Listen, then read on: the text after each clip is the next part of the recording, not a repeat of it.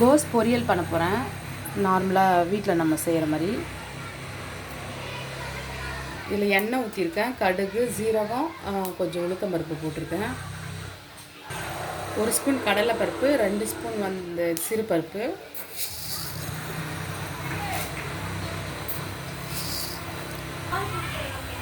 எண்ணெயில் இதெல்லாம் ஃப்ரை பண்ணிக்கணும், நல்லா ப்ரௌனிஷாக வர மாதிரி.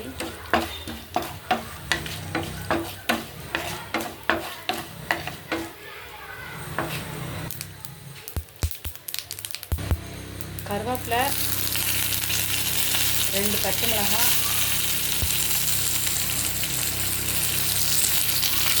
வெங்காயம், 1 வெங்காயம். வெங்காயம் அந்த பச்சை வாசனை போகிற மாதிரி வதக்கணும். பூண்டு ஒரு 5-6 பூண்டு இடித்து அதில் போட்டுக்கலாம். இதில் கோஸு, கேரட்டு, பீன்ஸு, பச்சை பட்டாணி இதெல்லாம் ஒரு 5 நிமிஷம் தண்ணியில் வேக வச்சுருக்கேன். தண்ணி நல்லா வடிகட்டிட்டு கொஞ்சமாக பெருங்காயத்தூள், வெங்காயம் நல்லா வதங்கிடுச்சு. இப்போ இந்த காய் போடணும். அதில் காய் போட்டுடுறேன்.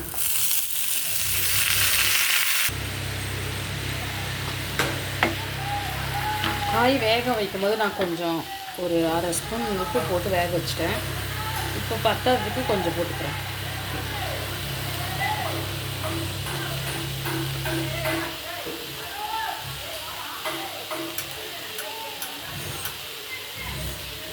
ஒரே ஒரு 1/4 ஸ்பூன் மஞ்சள்.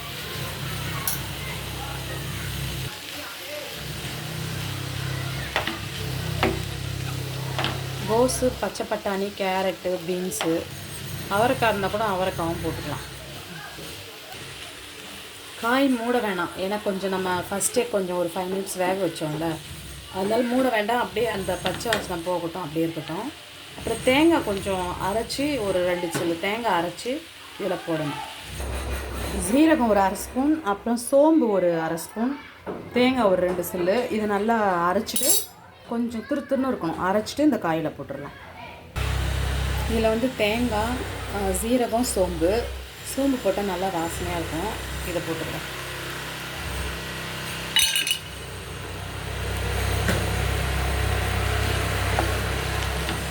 போட்டுட்டு நல்லா மிக்ஸ் பண்ணிடணும்.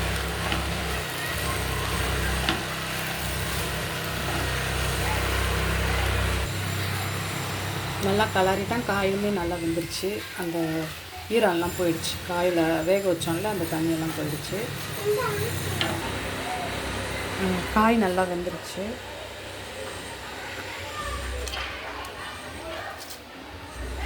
பச்சை பட்டாணியெல்லாம் இப்போ இந்த சீசனுக்கு நல்லா கிடைக்குது.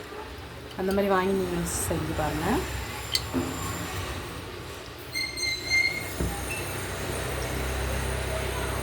இந்த வீடியோ பிடிச்சிருந்தா லைக் பண்ணி ஷேர் பண்ணுங்கள், சப்ஸ்கிரைபும் பண்ணிடுங்க.